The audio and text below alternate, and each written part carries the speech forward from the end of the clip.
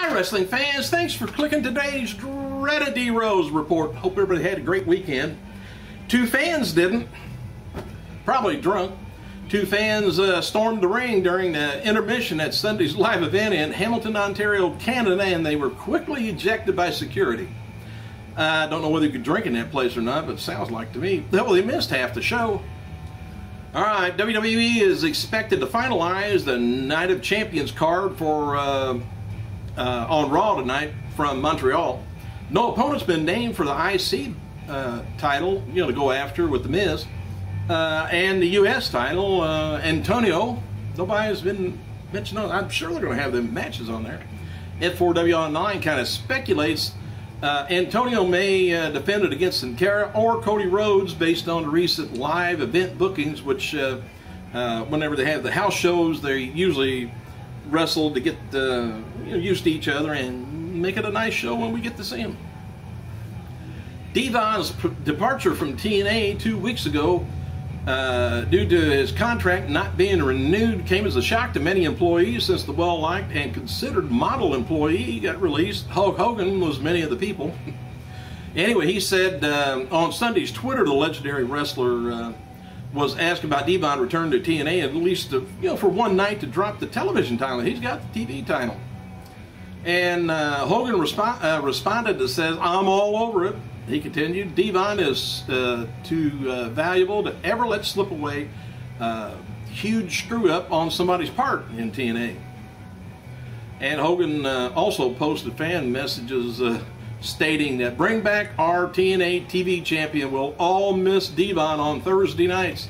Devon responded to Hogan's appraisal of him and tweeted, "Thank you, Hogan, for all the great and kind words you said about me. If it wasn't for him, I wouldn't be in the biz.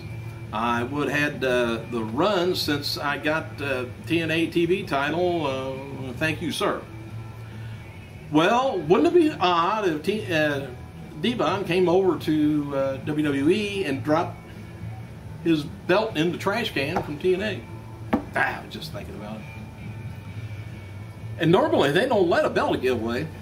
Anyway, WWE.com published a photo gallery highlighting wrestlers besides Santino Marella who have been charmed by snakes. Those highlighted are CM Punk, Stone Cold Steve Austin, Sergeant Slaughter, Jake the Snake Roberts, of course, Randy Orton, the Cobra, and Hulk Hogan. Triple H is featured on the cover of the latest issue of Power Slam. And according to WWE.com, the first Raw of 2013 is going to be taking place in Tampa Bay Times Forum in Tampa, Florida.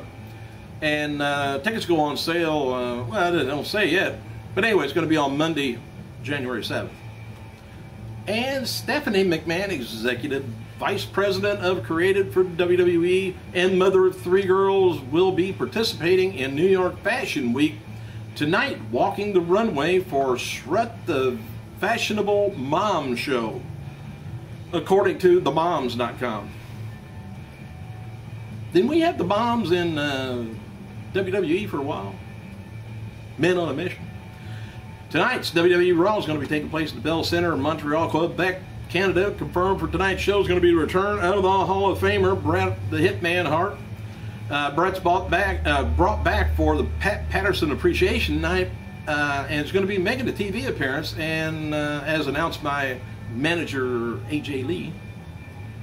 While the Patterson Appreciation Night happening, it's kind of scheduled to be off camera for the live crowd only, but it's kind of interesting to know that WWE website's got it advertised that Patterson's going to be on the show tonight.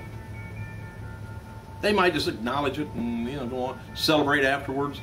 Advertising for tonight's is Cena versus Punk. Likely, it's going to be a dark main event, I guess. Some of the SmackDown stars advertised for tonight's show: Orton, Ziggler, Del Rio, and champion Sheamus, and Antonio, and others. WWE is advertising Big Show to look like he's going to be coming after, somebody there. We'll find out what. Anyways, it kind of looks like he's going to be returning there, and he's had a little bit of time off, so not sure why. Maybe some injuries or what. But WWE's focusing on the following points for tonight's show. Will Bret Hart have anything to say about the Montreal Screwjob? I hope not. What's up with Paul Heyman and CM Punk's relationship? And AJ Lee, is she going to be out for revenge for Vicky? And well, I'll be making some weird matches with Vicky.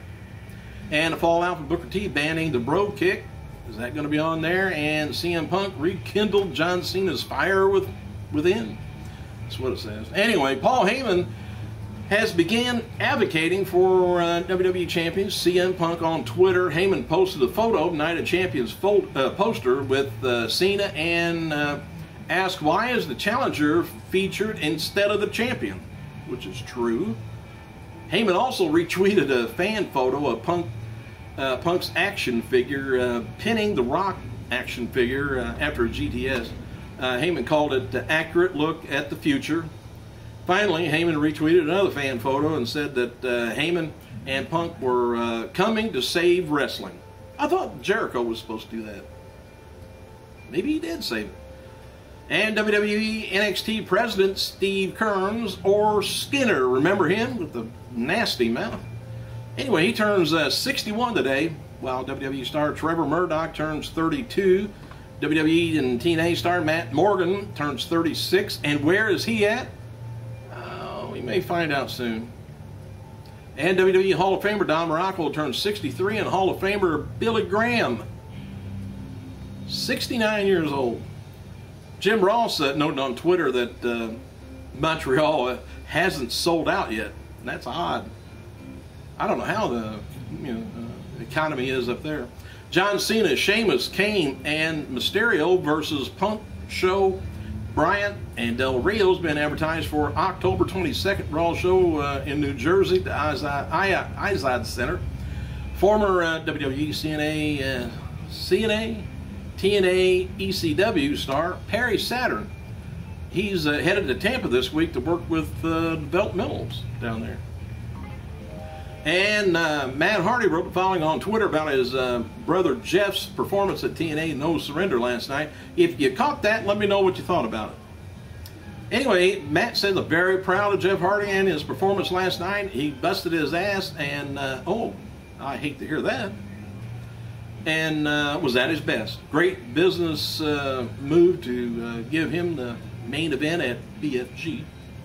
And TNA will be partnering with Screen Vision to air Bound for Glory in selected movie theaters around the country.